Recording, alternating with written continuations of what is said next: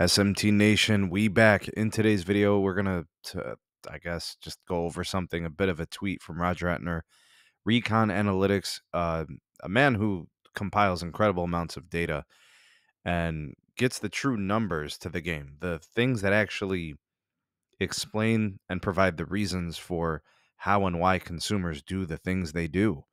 All right, Recon Analytics, Roger Etner, friend of the show, friend of the channel. This insight is massive. And this is not an I told you so moment. I don't think anybody was really disagreeing with me, but I said it in a previous video and I said it in many podcasts. I speculated that if Verizon did not compete in their traditional mobile service and in their wireless plans, and were not able to provide comparable data plans with more competitive pricing, as consumers were going to leave the company, which we're starting to see this. We heard and kind of noticed rumblings over the last quarter and a half, 2 quarters. Q3 is going to be bad for Verizon. It's not getting better for them. They haven't really changed anything. What have they done? What have they achieved over the last several weeks that indicates that they're turning things around to become more competitive? They simply have not really done anything. They announced, the Apple One partnership and how they're going to bundle that into a plan. Nothing competitive about it, right? If you want it, you want it, but it's not really going to move anybody. Nobody's moving from another carrier to get it.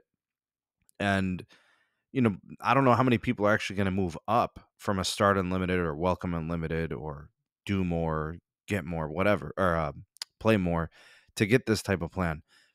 It's starting to hurt them in the worst way. Fixed wireless access was supposed to be a vector of growth. Hans Vestberg, the CEO, talked about it. They mention it all the time at their investor conferences. The fixed wireless access, this is the 5G home for Verizon, is supposed to deliver new growth, a new market, a new revenue stream for them. And I speculated on a podcast, conversations with Moose and the guys that we have on the panel, if Verizon was not able to become more competitive in their wireless and mobile plans, the traditional business of what they do, the customers that were using the fixed wireless were going to start churning. And it's really simple calculus here. When a customer leaves Verizon Wireless and has fixed wireless access with them, bundling it together, the cost of the fixed wireless doubles. It goes from $25 a month because they bundle it with wireless. It goes to $50. That $25 value, the consumer is looking at it like, I can go to a rival carrier, AT&T, especially T-Mobile, and probably save so much more on their wireless bill. They can make up the difference by just switching back to a cable provider, or in the case of T-Mobile, go with their T-Mobile Home Internet and pay $50 with auto pay, but save the money on the wireless bill. And if things work out even better, if they're $90 a month for the the Play More plan, or they've got several lines, the Magenta MAX is cheaper. They could switch all those expensive lines from Verizon's most expensive plan to T-Mobile's most expensive plan, and then also get a discount on the T-Mobile Home Internet, get that slashed in half, and they're saving money again. If they want to take it one step further, they can go back to cable, big cable, or whatever fiber provider they had, right? And they can just get T-Mobile or AT&T and then get on a promotional rate with their cable company. People are not stupid. They will switch. If the bottom line is saving money and they're watching their budget, they're going to move. Folks, we are starting to see this. The economy is forcing people to look at things and make the calculations. And if they can save the money, they're going to move. Customers are churning at Verizon. The wireless plans are not more competitive. People can see that they can save money by shopping, trying other carriers. AT&T is probably cheaper. T-Mobile's obviously cheaper. They can now leverage, Verizon's 5G home as a tool against cable companies because Verizon is letting these customers go. Because Verizon is not competing in their mobile, they're losing customers in fixed wireless access. The thing that they were supposed to grow on, the thing that they were mortgaging their future capacity on, excess capacity, let's monetize it.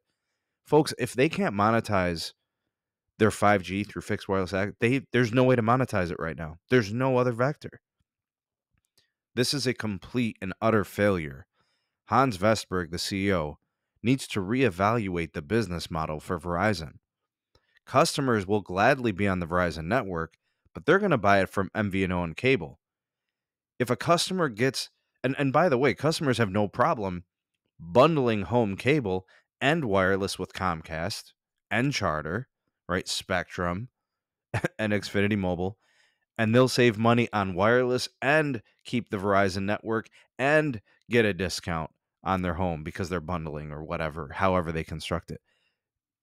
Verizon is killing themselves. They are literally hurting themselves on every single turn by not being competitive in their traditional mobile business, which is their bread and butter. That's where the ARPU is. This is a huge mistake. I'm not sure, and other YouTube channels have talked about this too, and other people have talked about this. Is Hans Vestberg really long for this position? I don't know.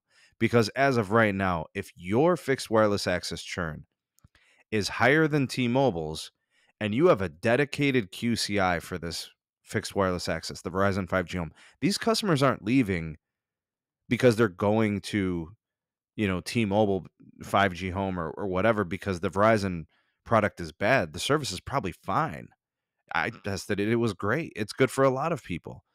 The trouble, folks, is the money. People are doing the numbers and they're going to churn because of cost. Sensitive economic times.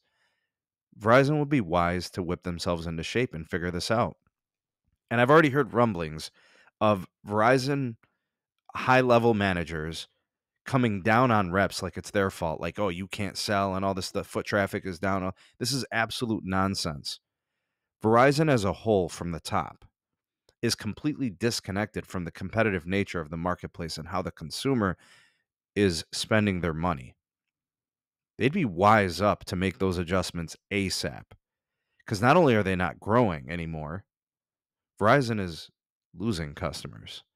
And this is what we speculated after the last quarter. The churn was under control somewhat.